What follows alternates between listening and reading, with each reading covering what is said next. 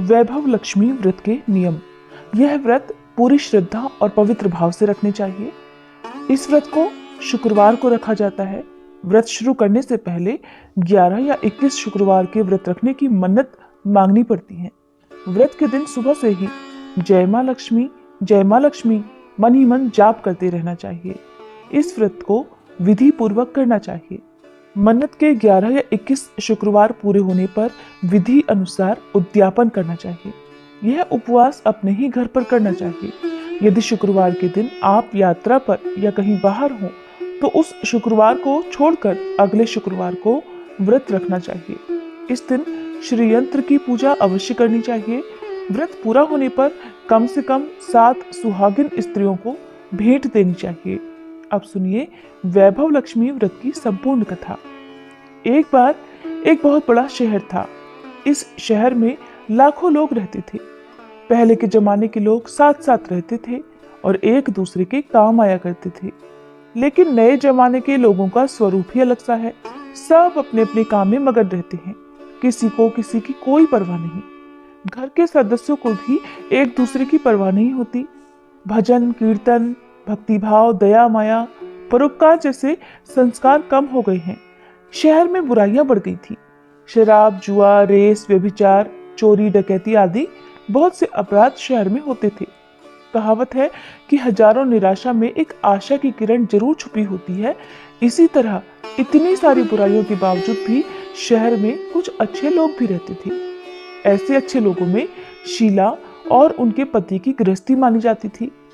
शीला धार्मिक प्रकृति की और संतोषी महिला थी। उसका पति भी विवेकी और सुशील था।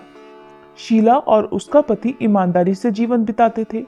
वे किसी की बुराई नहीं करते थे और प्रभु भजन में अच्छी तरह अपना समय बिता रहे थे। उनकी गृहस्थी आदर्श गृहस्थी मानी जाती थी और शहर के सभी लोग उनकी गृहस्थी की सराहना करते थे। शीला का गृहस्थ जीवन इस प्रकार हंसी खुशी चल रहा था, पर कहा जाता है कि कर्म की गति अटल है। विधाता के लिखे लेख को कोई नहीं समझ सकता। इंसान का नसीब पल भर में राजा को रंक और रंक को राजा बना देता है। शीला के पति को पूर्व जन्म के कर्म भोगने बाकी रह गए होंगे कि वह बुरे लोगों से दोस्ती कर बैठा। वह जल्द से जल्द करोड़पति होने के सपने देखने लगा। इसलिए वह गलत रास्ते पर चल निकला और करोड़पति होने के बजाय रोडपति बन गया। यानी रास्ते पर भटकते भिखारी जैसी उसकी स्थिति हो गई। शहर में शराब, जुआ, रेस, चरस, गांजा आदि बुराइयां फैली हुई थी। उसमें शीला का पति भी फंस गया। दोस्तों के साथ उसे भी शराब की आदत हो गई। जल्द से जल्द पैसा वाला बनने की लालच में वह दोस्तों के साथ जुआ, रेस भी खेलने लगा। इस तरह बचाया हुआ धन, पत्नी के गहने, सब कुछ उसने रेस जुए में गंवा दिया था। समय के बदलाव के साथ घर में दरिद्रता और भुखमरी फैल गई। सुख से खाने के बजाय 2 वक्त के भोजन के भी लाले पड़ गए और शीला को अब पति की गालियां खाने का समय आ गया था। शीला सुशील और संस्कारी महिला थी। उसको पति के बर्ताव से बहुत दुख हुआ, किंतु वह भगवान पर भरोसा करके बहुत बड़ा दिल रखकर इस दुख को सहने लगी। कहा जाता है कि सुख के बाद दुख और दुख के पीछे सुख आता ही है, इसलिए दुख के बाद सुख भी आएगा ही। ऐसे विश्वास के साथ शीला प्रभु भक्ति में लीन रहने लगी। इस तरह वह असह्य दुख सहते सहते प्रभु भक्ति में ही अपना समय बिताने लगी। अचानक एक दिन दोपहर में उसके द्वार पर किसी ने दस्तक दी। शीला सोच में पड़ गई कि मुझ जैसे गरीब के घर इस वक्त कौन आया होगा। फिर भी द्वार पर आए हुए अतिथि का सत्कार करना चाहिए। ऐसे आर्य धर्म के संस्कार वाली शीला ने खड़े होकर द्वार खोला तो देखा एक मांझी खड़ी थी। वे उम्र में बड़ी लगती थी, किंतु उनके चेहरे पर अलौकिक तेज दिख रहा था। उनकी आंखों में से मानो अमृत बह रहा हो। उनके भव्य चेहरे से करुणा और प्यार छलकता था। उनको देखते ही शीला के मन में अपार शांति छा गई। वैसे शीला इन मांझी को पहचानती नहीं थी, फिर भी उन्हें देखकर उसके रोम रोम में आनंद छा गया। शीला मांझी को आदर के साथ घर में ले आई। घर में बिठाने के लिए कुछ भी नहीं था, इसलिए उसने सकुचाकर एक फटी हुई चादर पर उन्हें बिठाया। मांझी ने कहा, क्यों शीला, मुझे पहचाना नहीं? शीला ने सकुचाकर कहा, माँ, आपको देखते ही बहुत खुशी हो रही है, बहुत शांति हो रही है। ऐसा लगता है कि मैं बहुत दिनों से जिसे ढूंढ रही थी वो आप ही हैं, पर मैं आपको पहचान नहीं पाई। माँ जी ने हंसकर कहा, क्यों भूल गई? हर शुक्रवार को लक्ष्मी जी के मंदिर में भजन कीर्तन होते हैं, तब मैं भी वहां आती हूँ। वहां हर शुक्रवार को हम मिलते हैं। पति जब से गलत रास्ते पर चला गया था, तब से शीला बहुत दुखी हो गई थी और दुख की मारी वह अब लक्ष्मी जी के मंदिर में भी नहीं जाती थी। बाहरी लोगों के साथ नजरें मिलाते भी उसे शर्म आती थी। उसने दिमाग पर जोर दिया, पर वह माँ जी उसे याद नहीं आ पा रही थी। तभी माँ जी ने कहा कि तू लक्ष्मी जी के मंदिर में कितने मधुर भजन गाती थी।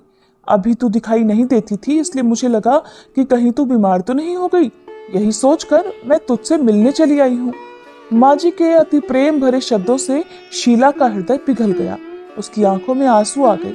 माँ जी के सामने वह बिलख बिलख कर रोने लगी।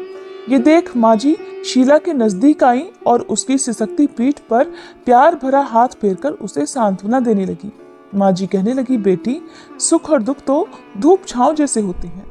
सुख के पीछे दुख आता है तो दुख के पीछे सुख भी जरूर आता है।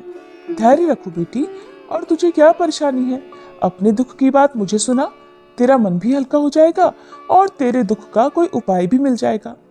माँ जी की बात सुनकर शीला के मन को शांति मिली। उसने माँ जी से कहा, माँ जी, मेरी गृहस्थी में भरपूर सुख और खुशियां थी। मेरे पति भी सुशील थे। अचानक हमारा भाग्य हमसे रूठ गया।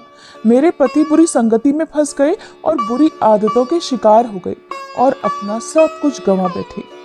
अब हम रास्ते के भिखारी जैसे बन गए हैं।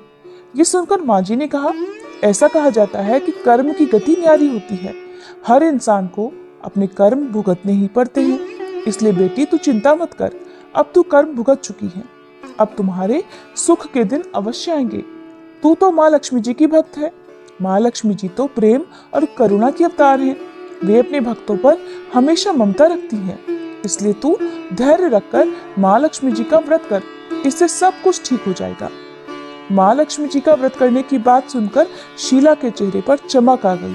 उसने माँ से पूछा, माँ, लक्ष्मी जी का व्रत कैसे किया जाता है, वह मुझे समझाइए।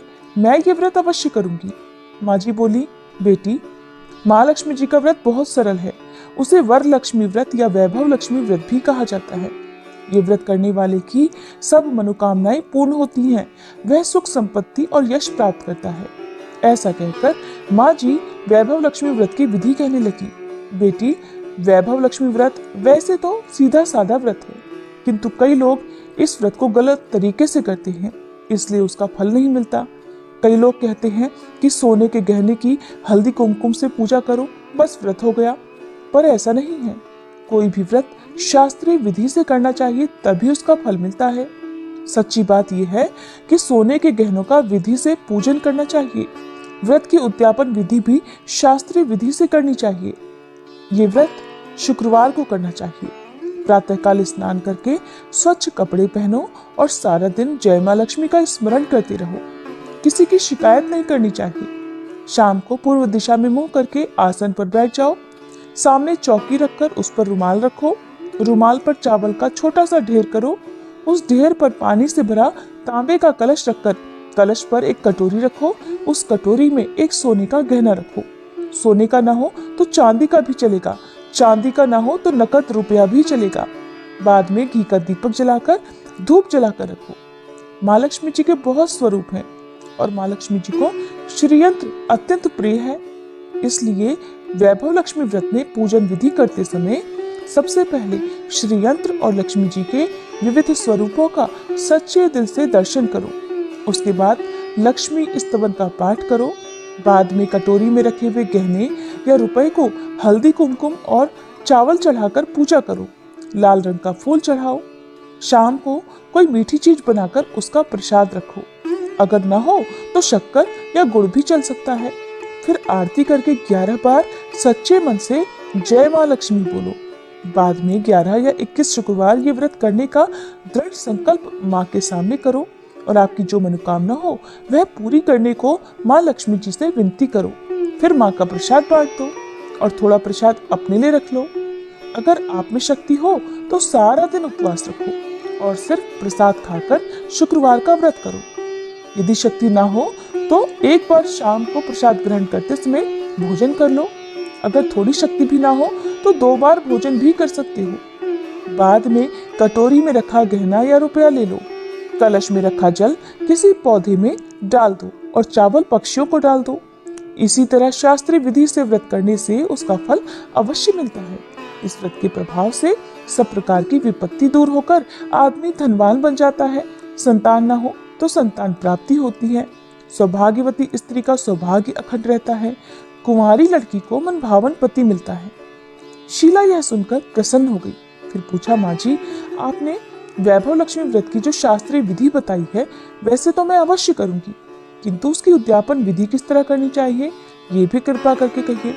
माँ जी ने कहा, 11 या 21 जो मन्नत मानी हो उतने शुक्रवार यह वैभव लक्ष्मी व्रत पूरी श्रद्धा और भावना से करना चाहिए। व्रत के आखिरी शुक्रवार को खीर का नैवेद्य रखो। पूजन हर शुक्रवार को जैसे करते हैं वैसे ही करना चाहिए। पूजन विधि के बाद श्रीफल फोड़ो और कम से कम 7 कुंवारी या सौभाग्यशाली स्त्रियों को कुमकुम का तिलक करके वैभव लक्ष्मी व्रत की एक एक पुस्तक उपहार में देनी चाहिए। सबको खीर का प्रसाद देना चाहिए। फिर धन लक्ष्मी स्वरूप, वैभव लक्ष्मी स्वरूप माँ लक्ष्मी जी की छवि को प्रणाम करें। माँ लक्ष्मी जी का यह स्वरूप वैभव देने वाला है।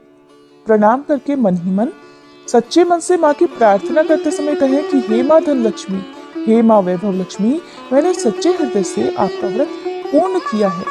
हे माँ, हमारी मनोकामना पूर्ण कीजिए, हम सबका कल्याण कीजिए। जिसे संतान न हो उसे संतान देना, सौभाग्यशाली स्त्री का सौभाग्य अखंड रखना, कुंवारी लड़की को मनभावन पति देना। आपका यह चमत्कारी वैभव लक्ष्मी व्रत जो करे उसकी सब विपत्ति दूर करना। माँ, सबको सुखी करना। हे माँ, आपकी महिमा अपरंपार है। माँ जी के मुंह से वैभव लक्ष्मी व्रत की शास्त्रीय विधि सुनकर शीला भाव विभोर हो उठी। उसे लगा मानो सुख का नया रास्ता मिल गया। उसने आंखें बंद करके मन ही मन उसी क्षण संकल्प लिया कि हे वैभव लक्ष्मी माँ, मैं भी माँ जी के कहे अनुसार श्रद्धा पूर्वक शास्त्रीय विधि से वैभव लक्ष्मी व्रत 21 शुक्रवार तक करूंगी और व्रत की शास्त्रीय रीति के अनुसार उद्यापन भी करूंगी। शीला ने संकल्प करके जब आंखें खोली तो सामने कोई नहीं था। वह हैरान हो गई कि माँ जी कहाँ गई। वह माँ जी और कोई नहीं बल्कि साक्षात लक्ष्मी जी ही थी। शीला लक्ष्मी जी की भक्त थी, इसलिए अपने भक्त को रास्ता दिखाने के लिए माँ लक्ष्मी देवी माँ जी का रूप धारण करके शीला के पास आई थी। दूसरे दिन शुक्रवार था। प्रातःकाल स्नान करके स्वच्छ कपड़े पहनकर शीला मन ही मन श्रद्धा और पूरे भाव से जय माँ लक्ष्मी का मन ही मन स्मरण करने लगी। सारा दिन किसी की शिकायत नहीं की। शाम हुई तब हाथ पांव मुंह धोकर शीला पूर्व दिशा की ओर मुंह करके बैठ गई। घर में पहले तो सोने के बहुत से गहने थे, पर पति ने गलत रास्ते पर चलकर सब गिरवी रख दिए। पर नाक की कील बच गई थी। नाक की कील निकालकर उसे धोकर शीला ने कटोरी में रख दी। सामने पाटे पर रुमाल रखकर मुट्ठी भर चावल का ढेर किया। उस पर तांबे का कलश जल भर कर रखा।